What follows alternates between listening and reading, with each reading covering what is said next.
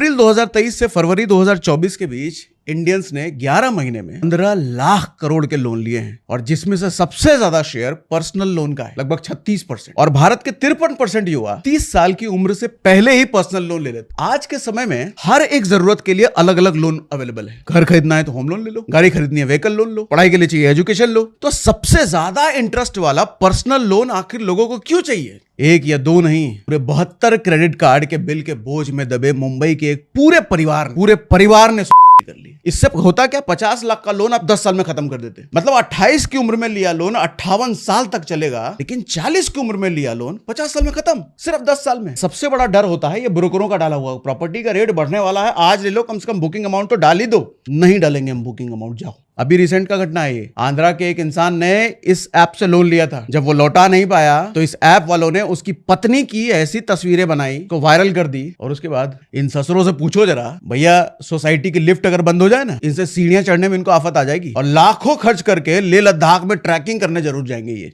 Financial time की report है। भारत के 40% जेनजी ये सब के सब कर्जे में डूबे हुए हैं। क्रेडिट कार्ड को तो लोग दहेज में मिले उस डबल बेड की तरह इस्तेमाल करते हैं, जिसे कभी भैया वापस ही ना करना हो। आज के दौर में गुलाम जंजीरों में नहीं, कर्जे में है चचा। अब देखो भैया, पहले ही बता दूं, आज का सेशन बहुत स्पेशल होने वाला है। बाकी सेशन बाकी वीडियो जैसा नहीं है ये। आज मैं नहीं बोलूंगा, आज फैक्ट्स और फिगर्स बोलेंगे, कोई गैस नहीं, भरपूर डेटा देने वाला हूं आज।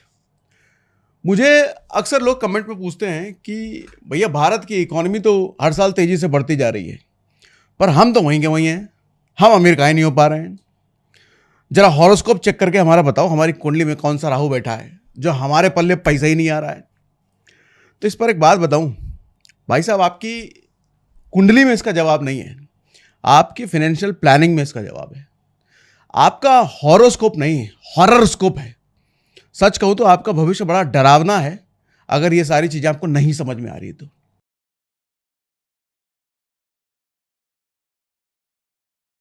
बुरा मत मानना, खुद अपने आप से पूछ कर देखो, क्या रीजन है कि बढ़ती इकोनॉमी का बेनिफिट सिर्फ कुछ लोग ले पाते हैं और आप अभी भी 100 रुपए की कमाई में से 105 रुपए के खर्चे मैनेज करने में लगे हुए।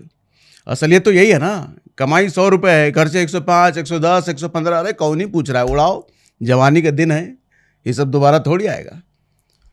क्या रीजन है कि आपके कुछ दोस्त अच्छा खासा पैसा बचा लेते हैं? कुछ तो होंगे ना जो आपको समझ में नहीं आ रहा होगा और आप उनको कंजूस कहते होंगे। क्या रीजन है कि कुछ लोग आपके यूरोप और दुबई के ट्रिप भी बना लेते हैं, पर आप अभी भी अपनी पुरानी पैंट से 500 रुपए का नोट मिल जाए तो ऐसे नाचने गाने लगते हो जैसे करोड़ों की संपत्ति हाथ लग गई हो? होता है ऐसा?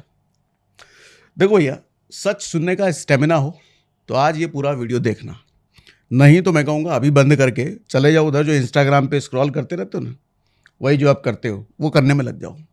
आज मेरी बातें आपको कड़वी लगेंगी, आज मैं आपको डांटूंगा भी, समझाऊंगा भी और बहुत कुछ सिखाऊंगा भी। तो सबसे पहले आपको कुछ फिगर्स बताता हूं। एक सरकारी आंकड़े के अनुसार 2018 से 2020 के बीच 16,000 इंडियंस ने सिर्फ इसलिए क्या की क्योंकि वो भारी कर्जे में थे। टाइम्स ऑफ इंडिया की एक रिपोर्ट बताती है कि भारत में 19% का कारण फाइनेंशियल इश्यूज है। एक या दो नहीं, पूरे 72 क्रेडिट कार्ड के बिल के बोझ में दबे मुंबई के एक पूरे परिवार ने, एक मिडिल क्लास परिवार ने, पूरे परिवार ने कर ली। गुड़गांव रहने वाली एक 23 साल की महिला, पहले क्रेडिट कार्ड से बेहिसाब खर्चे उसने करे, बेहिसाब शॉपिंग करी, और जब बिल भरने की बारी आई तो पैसे थे नहीं। कंपनी ने इतना परेशान किया कि महिला को लगानी पड़ी।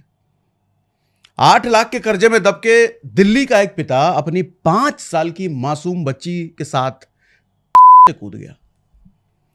मैं जानता हूं ये सब सुनकर के आपको बुरा लगेगा, दिमाग में पहले उस बच्ची का ख्याल आएगा जिसका कोई कसूर था नहीं, मगर उस मासूम को अपनी जान गंवानी पड़ी। देखो बुरा लगता है, सच में बुरा लगता है ये सब सुनकर, सोचकर, मुझे भी लगता है। लेकिन ये बातें बताने का मेरा उद्देश्य आपको डराना नहीं है, समझाना है, बहुत कुछ समझाना है, ताकि आप लोग ये गलतियां दोहराए ना जो इन लोगों ने करी थी, और इनकी तरह मिडिल क्लास ट्रैप और डेट ट्रैप, ये कर्जों का शिकार आप ना बने। अब आप ये पूछोगे कि ये मिडिल क्लास ट्रैप होता क्या है, समझाता हूं बड़ा डिटेल में। जब एक्सपेंसेस आपके इनकम से ज़्यादा होने लग जाए, जब आपकी खर्चे आपकी कमाई का दायरा फाड़ कर आगे निकल जाएं, तब एक ट्रैप, तब एक जाल शुरू होता है। उस जाल के बारे में डिटेल में समझाता हूं। जब कमाई से ज़्यादा खर्चे हों, आसान भाषा में बोलूं तो जब आमदनी 98 हो और खर्चा रुपया नहीं भैया 500 रुपया हो, तब उस जाल की शुरुआत होती है। भारतवासियों ने पहले ही अंग्रेजों की बहुत गुलामी करी है, मगर आज भी एक गुलामी कर रहे हैं। आज गुलामी कर्जे की कर रहे हैं लोग। आज के दौर में गुलाम जंजीरों में नहीं, कर्जे में हैं चचा। इस बीच बहुत कुछ दिमाग में आपके चल रहा होगा, अभी सुनते रहिए, अभी बहुत कुछ चलेगा। एक आंकड़ा बताता हूं। इंडिया में 68% लोग ऐसे हैं जो उधारी तो ले लेते हैं पर उसे चुका नहीं पाते। हो सकता है आप ये सोच रहे होंगे कि आपके बहुत सारे फ्रेंड सर्कल में ऐसे 90% लोग ऐसे ही हैं जो ये उधार तो लेते हैं फिर मिस्टर इंडिया हो जाते हैं, मतलब दिखना बंद हो जाते हैं। तो ऐसा सिर्फ आपके साथ नहीं होता, ऐसे सबके साथ होते हैं। ऐसे दोस्त सबके ही होते हैं जो पैसा लेकर के गुल हो जाते हैं। खैर, अब एक कहानी के जरिए आपको बहुत सारी बातें समझाने वाला हूं। इस कहानी के हमारे दो किरदार हैं, एक होशियारी लाल है, दूसरा उधारी लाल है। नाम से बहुत कुछ समझ में आ रहा होगा, बिल्कुल ऐसे ही है ये। सुनाता हूं। उधारी लाल महीने के 1 लाख रुपए कमाता है, होशियारी लाल 50,000 रुपए कमाता है। उधारी लाल सारे उड़ा देता है, होशियारी लाल उस 50,000 में से भी 15,000 बचा लेता है। अब आपके हिसाब से ज्यादा अमीर कौन होगा बताओ? 10 साल बाद, 15 साल बाद कौन बनेगा अमीर? रुको भी जवाब मत देना, अभी आता होगा, बहुत कुछ बताता हूं अभी। उधारी लाल ऐसी क्या गलतियां कर रहा है कि ज्यादा कमाने के बाद भी वो 1 रुपए भी बचा नहीं पा रहा है? सबसे पहली गलती, क्रेडिट कार्ड पर हद से ज्यादा डिपेंडेंसी। क्रेडिट कार्ड को तो लोग दहेज में मिले उस डबल बेड की तरह इस्तेमाल करते हैं जिसे कभी भैया वापस ही ना करना हो। ऐसे बटोरे जा रहे हैं क्रेडिट कार्ड जैसे लंगर में मेरी फ्री की पूड़ी हो। हाल तो यही है ना। 2021 का एक डेटा बताता हूं। 2021 में लगभग 6 करोड़ लोग क्रेडिट कार्ड का इस्तेमाल कर रहे थे, मगर 2025 में 4 साल बाद यह नंबर बढ़कर लगभग 10 करोड़ से ज्यादा हो गई। इन 4 सालों में क्रेडिट कार्ड ट्रांजैक्शन 3 गुना बढ़ गए हैं। 6 लाख करोड़ से बढ़ के लगभग 21 लाख करोड़ जा चुका है क्रेडिट कार्ड ट्रांजैक्शन सिर्फ 3 साल में। भाई साहब, इतना क्रेडिट तो ट्रम्प चाचा भी नहीं लेता जितना हम मिडिल क्लास लोग ले रहे हैं इन दिनों। और सुनो, इसी दौरान आउटस्टैंडिंग क्रेडिट कार्ड लोन्स यानी कि क्रेडिट कार्ड का उधार भी 2 गुने से ज्यादा बढ़ गया है। 2020 में ये 1.4 लाख करोड़ बकाया था क्रेडिट कार्ड वालों का, और 2024 में ये पहुंच गया लगभग 3 लाख करोड़। और इसका रिजल्ट ये हुआ कि सिर्फ 5 सालों में क्रेडिट कार्ड एनपीए 6 गुना से भी ज्यादा बढ़ गया। एनपीए समझते हो ना, जो पैसे ही नहीं चुका पाए। लगभग 1100 करोड़ से 6700 करोड़ तक ये एनपीए पहुंच गया। एनपीए मतलब वो लोग जो उधारी 90 दिन से ज्यादा, मतलब 90 दिन के बाद भी बकाया नहीं चुका पाते। एक रिपोर्ट आई ट्रांस यूनियन सिबिल की। उसके अकॉर्डिंग युवा मिलेनियल्स यानी कि वो युवा जो 1990 से 1995 के बीच पैदा हुए हैं, अपनी पूरी क्रेडिट लिमिट यूज कर रहे हैं और उसे चुका नहीं पा रहे हैं। सर, क्रेडिट कार्ड लिमिट बढ़ गई है, इसका मतलब ये नहीं है कि आपकी सैलरी भी बढ़ गई है। वो कंपनी वाले लिमिट तो बढ़ाएंगे, उनका इरादा है कि आप ज्यादा खर्च करो, क्योंकि वसूली तो आपसे वो कर लेंगे। वो लिमिट बढ़ाएंगे लेकिन आपको लिमिट यूज नहीं करनी है, अपने खर्चे नहीं बढ़ाने हैं। वो डायलॉग था ना मीम, बुलाती है मगर जाने का नहीं। क्रेडिट कार्ड का हाल ऐसा ही है, लिमिट पे लिमिट बढ़ाएंगे वो, लेकिन आपको यूसेज नहीं बढ़ाने हैं। एक और रिपोर्ट बताता हूं। 33% क्रेडिट कार्ड डिफॉल्ट 25,000 से कम रकम के होते हैं। ध्यान से समझना इसको, मैंने क्या कहा? 33% से ज्यादा डिफॉल्ट 25,000 से कम के रुपए के होते हैं। मतलब अगर 25,000 रुपए देने की भी औकात नहीं है तो क्रेडिट कार्ड लेते क्यों है भाई? 25,000 देने की भी अगर नहीं है तो क्रेडिट कार्ड क्यों? इसलिए पर्सनल फाइनेंस में एक बात अक्सर कही जाती है कि क्रेडिट कार्ड उसे ही यूज करना चाहिए जिसे क्रेडिट की जरूरत ना हो। मतलब क्रेडिट कार्ड उसी को लेना चाहिए जो क्रेडिट कार्ड का समय से पहले भुगतान कर पाए, इतने पैसे बैंक में हैं, उसी के लिए क्रेडिट कार्ड है। मगर आज लोगों का पर्पस अलग है क्रेडिट कार्ड लेने का। अरे सैलरी कम है, कमाई कम है, खर्चे पूरे नहीं हो रहे हैं, इसलिए क्या करो, क्रेडिट कार्ड ले लेते हैं। अरे बपाउती, खर्चे देने पड़ेंगे भैया जो कर रहे हो महीने के। 45 दिन की लिमिट देते हैं वो, 46वें दिन लगेगा इंटरेस्ट, और नहीं दोगे तो मिनिमम ड्यू पेमेंट अलग से, और वो भी नहीं दोगे तो घर पे पहुंचेंगे, गर्दन पकड़ करके पैसा वसूल लेंगे वो। ये असलियत होती है क्रेडिट कार्ड की। अभी रिसेंटली मैंने पढ़ा कि एसबीआई कार्ड ने 20,000 क्रेडिट कार्ड डिफॉल्टर के खिलाफ कोर्ट में केस दर्ज कर दिए हैं। ऐसा ही बाकी बैंक्स भी कर रहे हैं जो पैसा नहीं चुका पा रहे हैं। पहले ही ये लोग क्रेडिट कार्ड का बिल नहीं चुका पा रहे थे, अब लीगल खर्चा अलग से होगा इनका। तो आखिर प्लान क्या है लोगों का, ये नहीं समझ आता। प्लान है भी कि नहीं। देखो भैया, विजय माल्या और नीरव मोदी की तरह देश छोड़कर अगर भाग सकते हो तो भाग लेना, वैसे भाग पाओगे नहीं। वो तो भाग कर लंदन चले गए।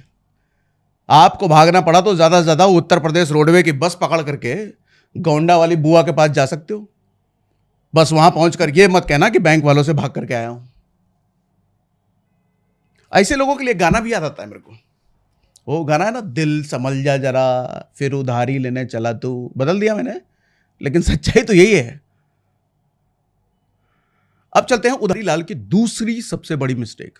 अभी पहला था, अभी बहुत सारे हैं, सुनो ध्यान से। Taking personal loan for luxuries. अरे भैया, ये सबसे बड़ा दर्द है। दर्द नहीं है, ये दर्द बेसिकली बाद में बनता है, पहले तो सबसे बड़ी खुशी है। मतलब उन चीजों के लिए पर्सनल लोन लेना जो जरूरत नहीं है, शौक है? इकोनॉमिक टाइम्स की एक रिपोर्ट बताती है कि जितने भी नए लोन लिए गए हैं रिसेंटली, उनमें से 1/3 से ज्यादा पर्सनल लोन है। अप्रैल 2023 से फरवरी 2024 के बीच इंडियंस ने 11 महीने में 15 लाख करोड़ के लोन लिए हैं, और जिसमें से सबसे ज्यादा शेयर पर्सनल लोन का है, लगभग 36%। एक सरल क्रेडिट का सर्वे आया था, 67% इंडियंस ने लाइफ में एक बार तो पर्सनल लोन लिया ही है, और भारत के 53% युवा 30 साल की उम्र से पहले ही पर्सनल लोन ले लेते हैं। यह डेटा मेरे को हैरान करती है, परेशान भी करती है। क्यों जानते हो? आज के समय में हर एक जरूरत के लिए अलग अलग लोन अवेलेबल है। घर खरीदना है तो होम लोन ले लो, गाड़ी खरीदनी है व्हीकल लोन लो, शादी करनी है मैरिज लोन लो, पढ़ाई के लिए चाहिए एजुकेशन लो। तो सबसे ज्यादा इंटरेस्ट वाला पर्सनल लोन आखिर लोगों को क्यों चाहिए? क्यों ले रहे हैं लोग? और वो भी 30 साल की उम्र से पहले। ऐसी कौन सी जरूरत आ पड़ती है कि हमारे यूथ को पर्सनल लोन लेना पड़ता है? सोचने वाला बात है भाई साहब। ऐसी कौन सी चुल्ल मची है कि सबसे महंगा लोन यानी कि पर्सनल लोन चाहिए ही चाहिए? अपनी फाइनेंशियल हेल्थ की इसी तैसी करा करके आखिर क्यों चाहिए? समझ रहे हो ना? वही फोन, गाड़ी, दूसरों को दिखाना, इज्जत चली जाएगी नहीं दिखाएंगे तो गरीब ना समझ ले, यही सब कारण होते हैं। समझाता हूं डिटेल में भी। जब मैंने इसका रिसर्च किया ना तो चौंक गया भाई साहब। पैसा बाजार के एक सर्वे से यह पता चला कि 20% पर्सनल लोन ट्रैवलिंग और वेकेशन के लिए लिए जा रहे हैं। चाहे मनाली जाने के पैसे हो ना हो, इन लोगों को लोन लेकर के मालदीव जाना है। इन ससुरों से पूछो जरा, भैया सोसाइटी की लिफ्ट अगर बंद हो जाए ना, इनसे सीढ़ियां चढ़ने में इनको आफत आ जाएगी, और लाखों खर्च करके लेह लद्दाख में ट्रैकिंग करने जरूर जाएंगे ये। और ये सब इसलिए ताकि इंस्टाग्राम पर रील डालकर खुद को कूल दिखा पाओ। भाई साहब, इतने महंगे लोन लेकर के घूमने वाले कूल नहीं, फूल होते हैं, बकलोल होते हैं, मां बकलोल होते हैं। यही वो लोग होते हैं 40-45 साल के बाद फ्रस्ट्रेशन में बाकी की जिंदगी निकालते हैं, क्योंकि चारों तरफ से कर्जे से घिरे होते हैं। इतना ही नहीं, ये 37% पर्सनल लोन स्मार्टफोन और महंगे गैजेट्स खरीदने में इस्तेमाल करते हैं। जब तक हाथ में 1.5 लाख का आईफोन ना हो, हाथ में महंगी एप्पल वॉच ना हो, पहनने के लिए H&M और जारा के ब्रांडेड कपड़े ना हो, जेब में भैया लुई वुइटन का पर्स भी चाहिए, पैर में पूमा नाइकी के जूते भी चाहिए, ये सब नहीं होगा तो इज्जत कौन करेगा? गरीब समझ लेंगे सब लोग, रह नहीं पाएंगे सोसाइटी में। ये सोच है। और यही मार रही है। हम सिर्फ ज्यादा खरीद नहीं रहे, हम दूसरों को दिखाने के लिए ज्यादा खरीद रहे हैं। सच्चाई है ना?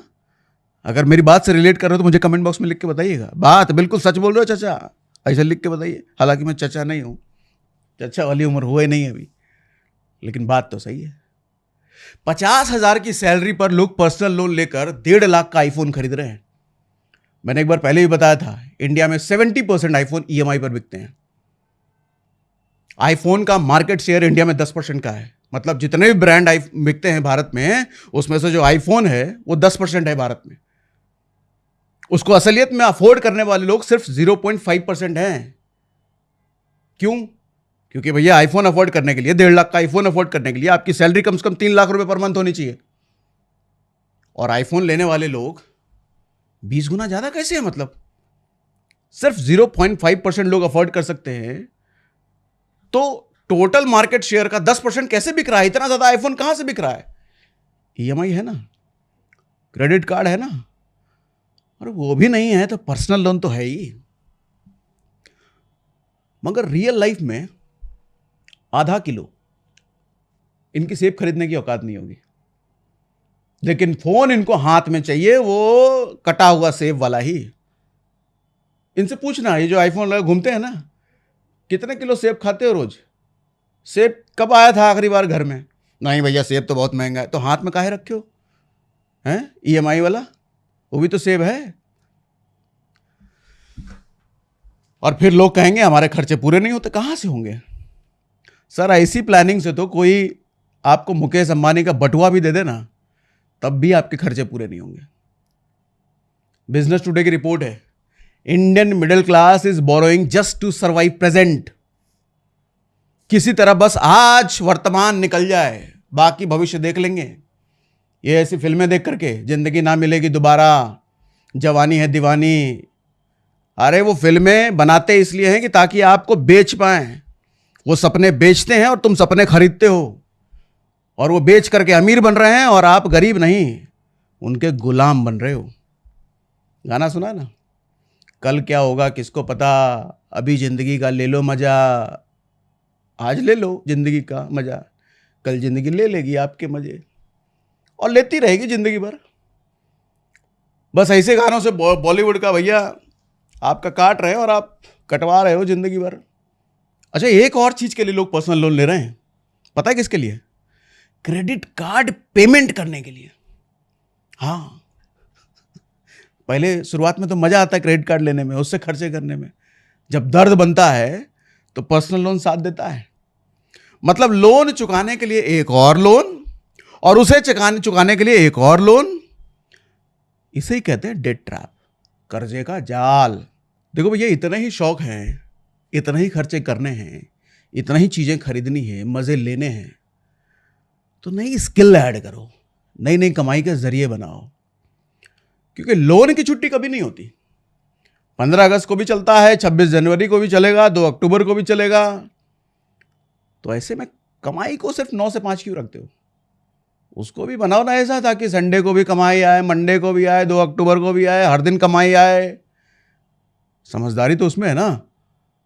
पहले जमाने में लोग वसीयत में बच्चों को गोल्ड, कैश, प्रॉपर्टी देके जाते थे। आजकल बच्चों को लोग लोन देकर जाते हैं। लोन कौन सा? लोन के पैसे देकर नहीं, लोन चुकाने के लिए। बाबूजी क्या छोड़ के गए? तो भैया 50 लाख का लोन छोड़ के गए, चुकाना है। ऐसे बाबूजी की फोटो पर कभी माला चढ़ के उस पर अगरबत्ती दिखाई जाएगी? नहीं दिखाई जाएगी। क्यों? यही बाबूजी हैं जो कर्जा छोड़ के गए हैं। फोटो तक नहीं लगेगा इनका। अरे मर उड़ गए तो फोटो नहीं लगेगा घर में, कोई पूजेगा नहीं। हो सकता है कि बाल बच्चे तो पूछ ले, उनके बाल बच्चे कभी नहीं पूछेंगे। यही दादाजी थे जो कर्जा छोड़ के गए हैं। तो कर्जा नहीं, संपत्ति छोड़ के जाओ, इतना कुछ सीख लो। अब आप डिसाइड करो कि आपने अपने शौक घटाने हैं या इनकम बढ़ानी है। लोन की टेंशन में आपके सिर के बाल घटाने हैं, क्या करने हैं? अब चलो तीसरी गलती बताता हूं, उधारी लाल की। ये उधारी लाल कौन है? तीसरा आदमी मत समझ लेना, हो सकता है आप ही हो। तब समझ पाओगे। तीसरी गलती है home loan eight young age. अरे क्या बात कर रहे हो यार, होम लोन तो लेना अच्छी बात है, घर खरीद रहे हैं, ये गलती कैसे हो गई? समझाता हूं अभी। जॉब लगे अभी जुम्मा जुम्मा 4 दिन नहीं होते और देख लिया भैया सोसाइटी में नौकरी में इधर उधर लोगों को देख लिया, प्रॉपर्टी खरीद रहे हैं, उधर से एजेंट के फ़ोन आ रहे हैं, प्रॉपर्टी के रेट बढ़ने वाले हैं, अभी घर ले लो। घर लेने का चिल्ला गया, एक फ्लैट तो ले ही लेते हैं, फ्लैट तो लेना ज़रूरी है। कल को शादी करोगे तो बहू को किराए के मकान में रखोगे क्या? बाबूजी भी बोल देंगे ये डायलॉग, ले लो बेटा, अब EMI दे पाओगे तुम। लोग बातें बनाएंगे कि भैया इज्जत का क्या होगा। कैसे कह पाएंगे कि लड़का दिल्ली में रह रहा है तो अपना घर ले रहा है, अपना घर है लड़का का, तो होम लोन है, सहारा है, होम लोन लेकर के घर हो जाएगा। डाउन पेमेंट के लिए 2-4 लाख कम पड़े, ससुर जी से ले लेंगे अगर शादी हो गई है तो, शादी नहीं हुई तो बाबूजी से ले लेंगे। ये सोच होती है, आप देखोगे अपने आसपास, या आप भी हो सकता है ये सोच पाल के रखे होगे। वैसे ही प्रॉपर्टी के दाम तो बढ़ते ही रहेंगे, क्या जाएगा, लोन ले लेते हैं, एसेट बन जाएगा। कुछ एसेट नहीं बनेगा, ये सर का दर्द बनेगा आगे जाके। लोग जहां पहले 35-40 की उम्र में होम लोन लेते थे, आज 25-26 की उम्र में लोन ले रहे हैं, डेटा बताता है। बिजनेस टुडे की एक रिपोर्ट है, इन 10 years average age of home loan buyers has decrease from 40 to 28 in India. मतलब पिछले 10 सालों में होम लोन लेने वालों का एवरेज एज 40 से घटकर 28 हो गई है। मतलब अब 40 में लोग होम लोन नहीं लेते, अब 28 में, 27 में, 26 में ले रहे हैं होम लोन। कर्जे में लिए मकान के मालिक आप नहीं होते सर, वो आपका मालिक होता है। समझाता हूं। भी यंग एज में होम लोन लेने का नुकसान क्या होता है, देखो 50 लाख का अगर आपने लोन लिया है, समझना अभी ध्यान से समझिएगा, 50 लाख का अगर आपने लोन लिया है, 9% का इंटरेस्ट रेट दे रहे हो, मंथली EMI मान लो 40,000 के आसपास आ रहा है, 30 साल का रीपेमेंट पीरियड बनेगा। मतलब 30 साल में आप लोन चुकाओगे, मतलब रिटायरमेंट तक किस्त चलेगी आपकी। टोटल इंटरेस्ट आप जो पे करोगे लगभग 95 लाख पे करोगे, प्रिंसिपल यानी कि मूल से 2 गुना ज्यादा। जब 50% से ज्यादा सैलरी होम लोन की किस्त देने में चली जाएगी तो सेविंग क्या ही करोगे, बेचारे बन के रहोगे, कहां से लाओगे, वेल्थ कहां से बनेगा। और यही काम थोड़ा सा आप बदल दो, थोड़ा डिले कर दो इसको। अगर 40 की एज में मकान लिया होता तो पहले डाउन पेमेंट की दिक्कत नहीं आती, ससुर जी के पास हाथ नहीं फैलाना पड़ता, इज्जत नहीं जाती ससुराल में कि दामाद कैसे चुन लिया भैया, हमें इस कर्जा मांग रहा है, किसी से लेना आना पड़ता, अपनी सेविंग से काम चल जाता। क्योंकि 40 की उम्र में इतनी सेविंग आप बना चुके होगे, सैलरी भी ज्यादा हो चुकी होती, तो ज्यादा EMI की औकात बन चुकी होती। मंथली EMI 40 के बजाय, 40,000 के बजाय आज 63,000 भी होता, तब भी आप बड़े आराम से देते। इससे होता क्या, 50 लाख का लोन आप 10 साल में खत्म कर देते। मतलब 28 की उम्र में लिया लोन 58 साल तक चलेगा, लेकिन 40 की उम्र में लिया लोन 50 साल में खत्म, सिर्फ 10 साल में। हाँ, यही हिसाब करके देख लो। तो अगर अभी भी कमाना शुरू किया है तो कोई पहाड़ नहीं टूट जाएगा। ये ब्रोकर लोग खामखा डराते हैं, बड़ा बड़ा होर्डिंग लेकर के, फोन करके, रेट बढ़ जाएगा प्रॉपर्टी। अरे प्रॉपर्टी का रेट आज से थोड़ी बढ़ रहा है, बाप दादा परदादा नाना परदाना सबके जमाने से प्रॉपर्टी का रेट बढ़ ही रहा है। तो 2 साल बाद, 5 साल बाद भी प्रॉपर्टी का रेट बढ़ेगा तो कौन सी नई चीज आ जाएगी। ये नहीं समझ रहे कि भैया प्रॉपर्टी के रेट बढ़ेंगे तो आपकी कमाई भी तो बढ़ेगी, कमाई बढ़ेगी तो ज्यादा EMI देने की क्षमता भी तो बढ़ेगी, जल्दी लोन खत्म होगा ना। ये सबसे बड़ा डर होता है, ये ब्रोकरों का डाला हुआ, प्रॉपर्टी का रेट बढ़ने वाला है, आज ले लो, कम से कम बुकिंग अमाउंट तो डाल ही दो। नहीं डालेंगे हम बुकिंग अमाउंट, जाओ, ये बोल करके फोन काट दो। वैसे भी एक बात समझ लो, लोन पर लिया गया मकान आपका नहीं, बैंक का होता है। अब बैंक वालों के लिए मकान खरीद रहे हो आप, और उसी बैंक से महंगे इंटरेस्ट रेट पर लोन देते हैं ये बैंक वाले, जिसके लिए आप लोन खरीद रहे हो। मतलब मालिक वही होने वाले हैं, आप उन्हीं से लोन लोगे, उन्हीं के नाम पे घर रहेगा आपका। EMI बाउंस करके देखो, घर ना पहुंच जाए तो वो घर ना खाली करा दें जिसको आप अपना समझ रहे हो। ये कौन सी समझदारी हुई। चलो उधारी लाल की चौथी मिस्टेक बताता हूं, अभी सुनते जाओ। ब्रांड न्यू कार चाहिए, वो भी लोन पर। मिडिल क्लास की बड़ी गलती, buying a brand new car. क्या आपको पता है कि 12 लाख की कार शोरूम से निकलते ही 10 लाख की हो जाती है। मतलब मुझे लगता है कि दुनिया में इससे ज्यादा फास्ट डिप्रिशिएशन किसी चीज का नहीं होता। कार बाहर निकाल के लेके जाओ, 12 लाख की कार 10 की हो जाएगी। एक तो इंडिया में जो अड़ोसी पड़ोसी को दिखाने का चक्कर है, इसने मिडिल क्लास को बर्बाद कर रखा है। 10 लाख से नीचे की गाड़ी कोई लेता है क्या? अरे क्यों ले? वो सब कार थोड़ी होती है, बेकार होती है। एसयूवी लेंगे भैया, सनरूफ वाली। नहीं तो पड़ोसी नैनो छाप समझेगा, अरे गरीब है लग रहा है, सनरूफ नहीं इसके कार में, ऐसा समझ लेगा। सनरूफ वाली लेंगे। और ये सनरूफ वाली गाड़ी का पता नहीं क्या क्रेज है। आपने गाड़ी की सनरूफ खोलकर अचार सुखाओगे उस नीचे उसके। बस 2 दिन आपके बच्चे गाड़ी के सनरूफ के सिर निकाल कर, उसे सनरूफ से बाहर से निकाल कर मार्केट के चक्कर लगा लेंगे, फोटो खिंचा लेंगे, इंस्टाग्राम पे डाल देंगे। फिर बच्चों को भी समझ में आ जाएगा यार ये पागलपन कर रहे हैं हम। बट नहीं, टशन के चक्कर में हमको 2-3 लाख एक्स्ट्रा फूकने ही पड़ते। दिखाना है ना। पड़ोसी ने 4 लोगों ने सनरूफ वाली गाड़ी ले रखी है, तो हम बिना सनरूफ वाली कैसे ले लें? पैसे फूकने की इतनी चुल है तो दान करो, दुआएं भी मिलेंगी और आगे चल के कमाई भी बढ़ेगी, अच्छी गाड़ी ले पाओगे। देखो भैया, मैं ये नहीं कहता कि सारे खर्चे मत करो, करो खर्चे, लेकिन खर्चे से पहले औकात बनाओ। औकात से पहले शौक कर्जे की तरफ ले जाते हैं, और कर्जा ले जाता है आपको मानसिक बीमार बनाने की ओर। और एक मानसिक बीमार आदमी परिवार के लिए भी नुकसानदेह है और सोसाइटी के लिए भी, अपने बच्चों के लिए भी। वो सबका भविष्य खराब करेगा। ये कर्जा इतनी ताकत रखता है, सिर्फ आपका नहीं, आपके पूरे खानदान का भविष्य खराब करेगा ये।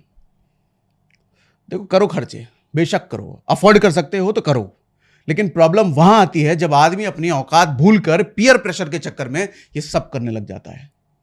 बंदे को लगता है नौकरी इसलिए थोड़ी कर रहे हैं, मेट्रो या ऑटो में धक्के खा करके जाएं। हम भी थाट से गाड़ी में जाएंगे, अपनी गाड़ी में जाएंगे दफ्तर। आप और आपका कलीग दोनों ईएमआई पर गाड़ियां खरीद के घूम रहे हैं। जिसको दिखाने के लिए आप गाड़ी लिया है ना, वो भी ईएमआई पर है। वो आपको दिखा रहा है, आप उसको दिखा रहे हो। मतलब वो आपको बना रहा है, आप उसको बना रहे हो। दोनों एक दूसरे को बना बना करके बनते चले जाओ, और आप दोनों इस बेवकूफ़ी का फायदा उठाकर, आपकी ये दोनों कौन कमा रहा है? बैंक। मिल रहा है उसको इंटरेस्ट। और कार वाली कंपनी, घर वाली कंपनी। एक रिपोर्ट के अकॉर्डिंग 2018 में बैंक ने 50,000 से ज्यादा गाड़ियां इसलिए जब्त कर ली क्योंकि लोग उसका लोन नहीं चुका पाए थे। गाड़ी नहीं लेंगे भैया, भले ही पहले साल में डिफॉल्ट करके बैंक को वापस करनी पड़ जाए, लेकिन लेंगे नहीं। अब सुनो, कार लेने का पर्पस अगर यूटिलिटी है तो सेकेंड हैंड कार में लेने में क्या दिक्कत है चाचा? आधे दाम में लो, इंश्योरेंस भी सस्ती पड़ेगी, किस्त नहीं, ईएमआई का टेंशन नहीं। बोर हो जाओ तो 5-6 साल में दूसरी ले लो, जब तक सैलरी भी बढ़ जाएगी थोड़ी। लेकिन सेकेंड हैंड कार लेने का नाम ही सुनकर कुछ लोगों के नाक चढ़ जाते हैं, जैसे गटर के पास से गुजर रहे हैं। अरे नखरे कम करो। घर वाले भले ही हमें गोलू कहते हैं, मगर हम तो खुद को गौतम सिंघानिया समझते हैं ना। और सिंघानिया साहब सेकेंड हैंड कार में थोड़ी चलेंगे, इससे बड़ी इंसल्ट हो जाएगी। मारेगा ये सब। 5वीं गलती सुनो अब उधारी लाल की। High EMI to income ratio. The EMI to income ratio for Indians is 61% in 2024। आप बोले अंग्रेजी का है बोल रहे हैं, हिंदी में समझाता हूं, सुनो। इसका मतलब ईएमआई देने के बाद सिर्फ 39% इनकम बचती है लोगों के पास बाकी खर्चों के लिए। अब जब इतने सारे लोन्स लोगे तो ओवरऑल ईएमआई तो बढ़ेगी। फाइनेंशियल टाइम की रिपोर्ट है, भारत के 40% जेनजी यानी कि युवा की 1997 के बाद जो पैदा हुए हैं, वो युवा की बात कर रहा हूं। ये वही युवा हैं जिनकी आधी जिंदगी इंस्टाग्राम पर जा रही है, उसी युवा की बात कर रहा हूं। ये सब के सब कर्जे में डूबे हुए हैं। अब ये एक लोन को चुकाने के लिए दूसरा लेते हैं, दूसरे को चुकाने के लिए तीसरा लेते हैं, जैसा कि मैं पहले बताया मैंने।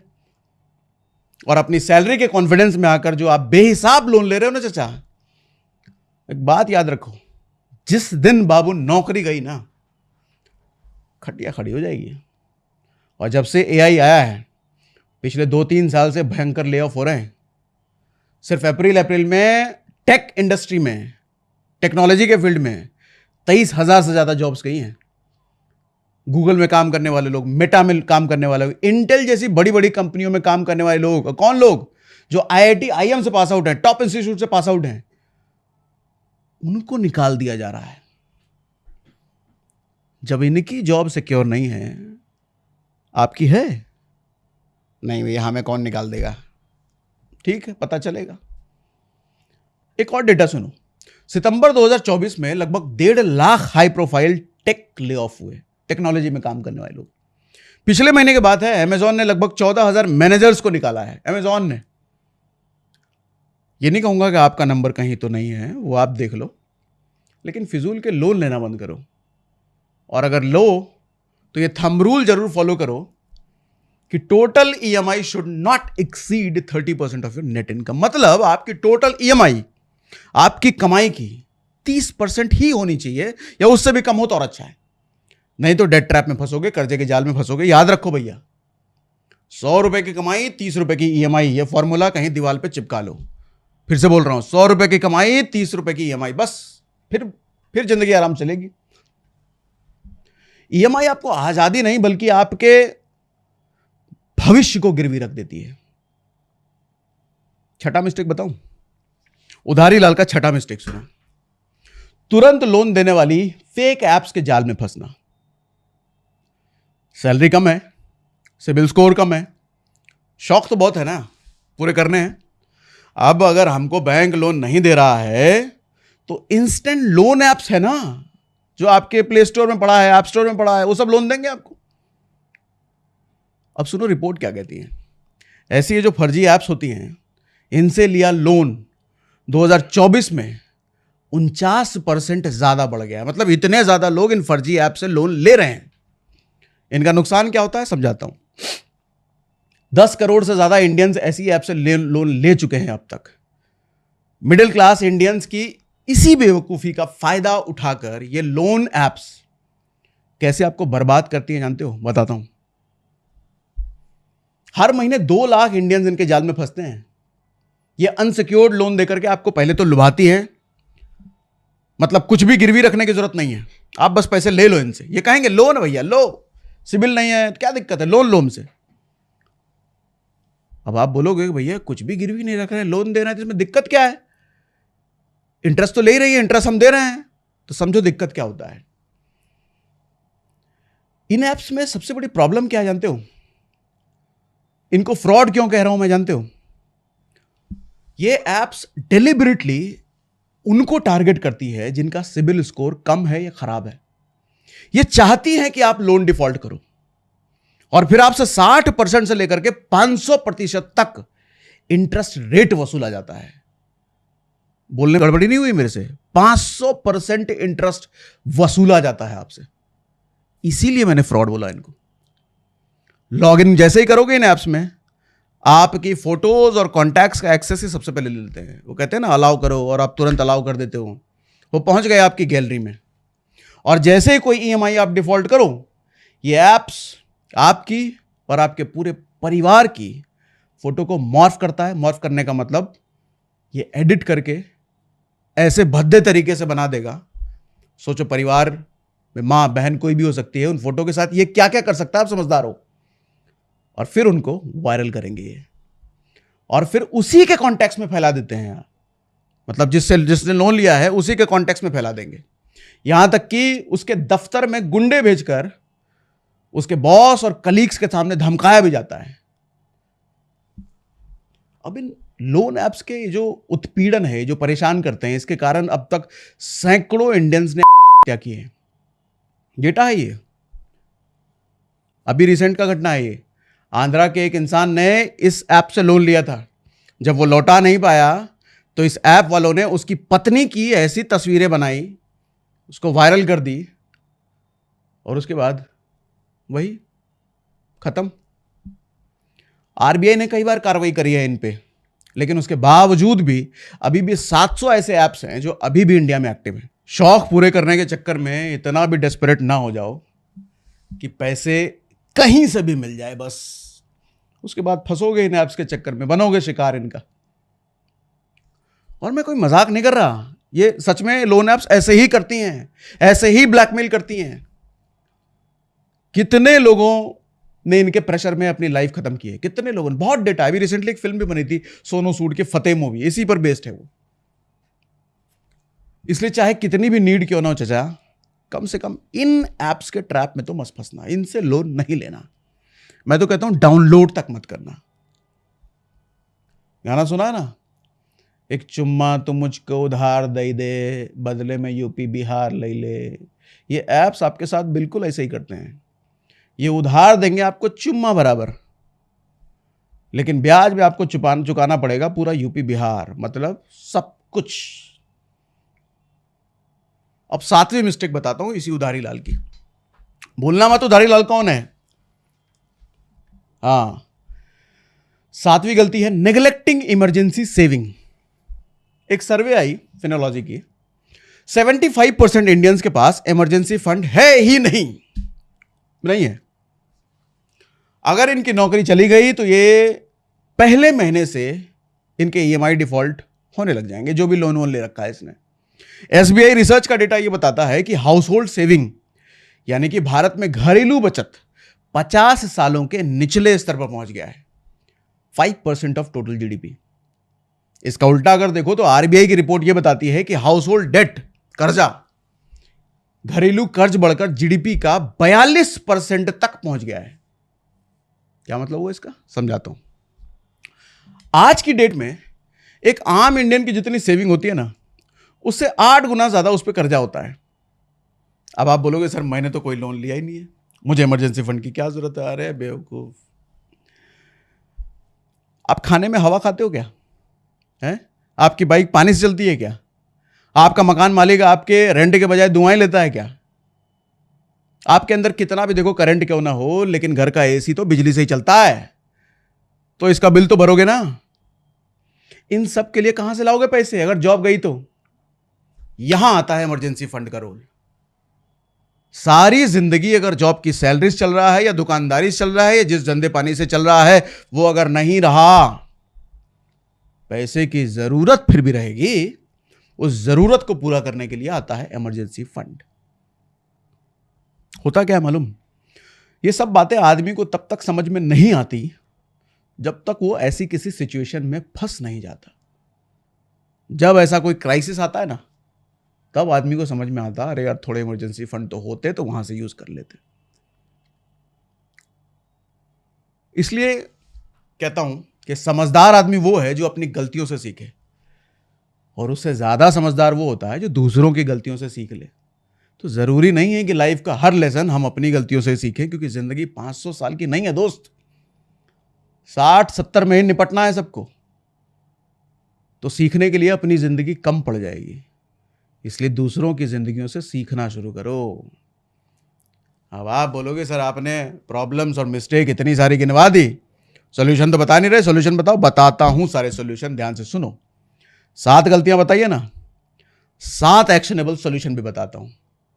चाहो तो लिख लो पेन पेपर लेकर के, बच जाएगी जिंदगी।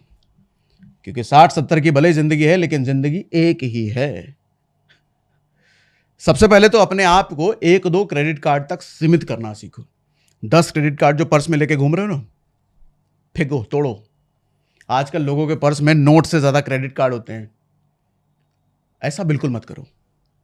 और क्रेडिट कार्ड का लिमिट 30% से ज्यादा यूज नहीं करना।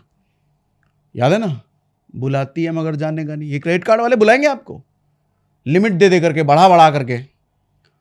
इससे आप ज्यादा खर्चे करने से बच जाओगे और टाइम पर अपने क्रेडिट कार्ड का बिल रीपे कर पाओगे। दूसरा, 3 साल से ऊपर चलने वाली ईएमआई बिल्कुल नहीं चाहिए, लेना ही नहीं। गाड़ी की ईएमआई 5 साल 7 साल के लिए मिलती है ना, मुझे 3 साल से ऊपर नहीं चाहिए। अगर गाड़ी के लिए लेना है तो कोई भी ईएमआई मेरे 3 साल से ऊपर नहीं होनी चाहिए, एक्सेप्ट होम लोन, वो तो लंबा होता है। तीसरा, लाइफस्टाइल इन्फ्लेशन से बचो। ये कौन सा इन्फ्लेशन आ गया? ये वो इन्फ्लेशन है कि जब आपकी 25,000 की सैलरी 30,000 की हो जाती है तो आपका फोन बदल जाता है, आपका घर बदल जाता है, कपड़े का ब्रांड बदल जाता है। ये वही इन्फ्लेशन है। गाड़ी या नया फोन लेना जरूरी नहीं है भैया जब आपकी कमाई बढ़े। कम से कम 50% सैलरी इंक्रीमेंट को सेविंग या इन्वेस्टमेंट में डालो।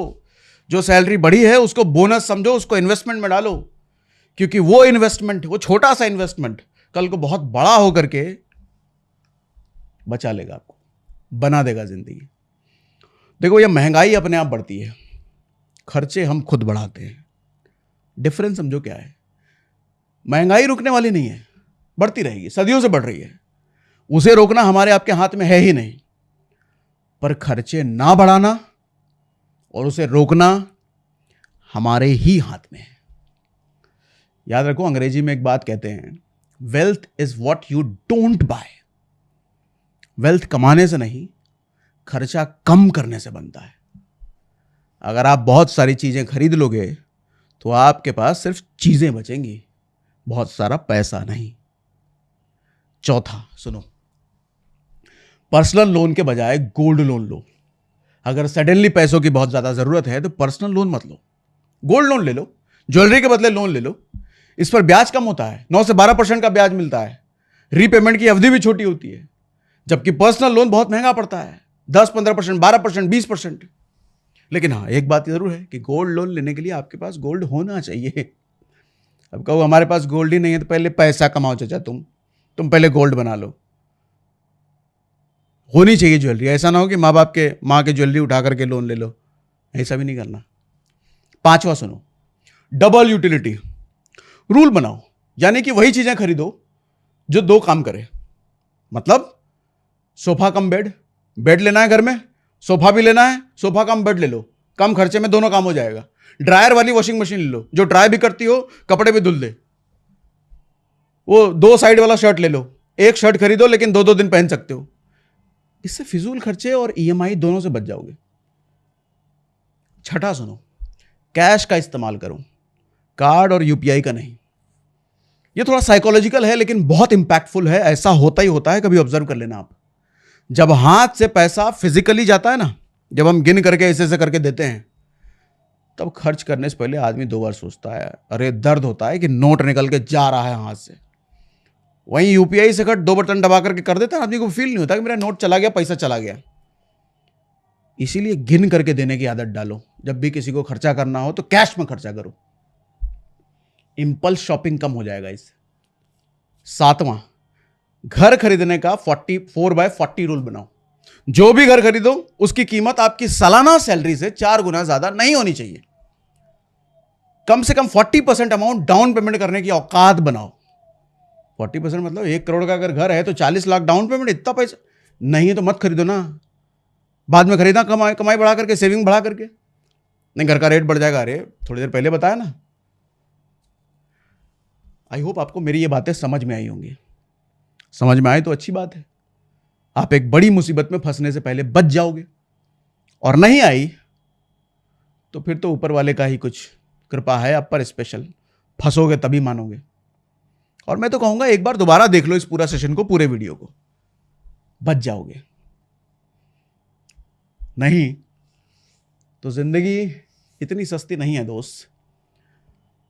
30 साल की उम्र तक आपको बहुत मजा आएगा खर्चे करने में, लेकिन उसके बाद जिंदगी ऐसा परेशान करेगी ना, करने का मन करेगा और कुछ नहीं।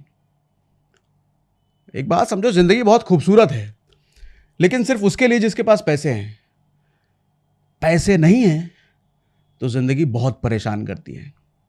और पैसे नहीं होने का मतलब मैं उन कर्जों की बात कर रहा हूं, क्योंकि कर्ज के जाल में जब आप फंसोगे तो आपके हाथ में कमाई कितनी भी आए, ये सारे बैंक वाले लेकर के जाएंगे, तो जिंदगी आपको बहुत परेशान करेगी। इसलिए कर्ज से बचना है। कम कमाई अच्छा है, कोई दिक्कत नहीं है, लेकिन कम कमाई में बचत ज्यादा हो तो आने वाली जिंदगी बहुत खूबसूरत बन जाएगी। बात समझ में आई, अच्छी लगी, कमेंट बॉक्स में लिख के बताना। और आने वाले टाइम में इस पर से कौन सी चीज आप डिटेल में मेरे से सीखना चाहते हो, मैं पर्सनल फाइनेंस पर बहुत सारे सेशन करने का प्लान कर रहा हूं। कौन सी चीज आपको सीखना है मेरे को कमेंट बॉक्स में लिख के बताना।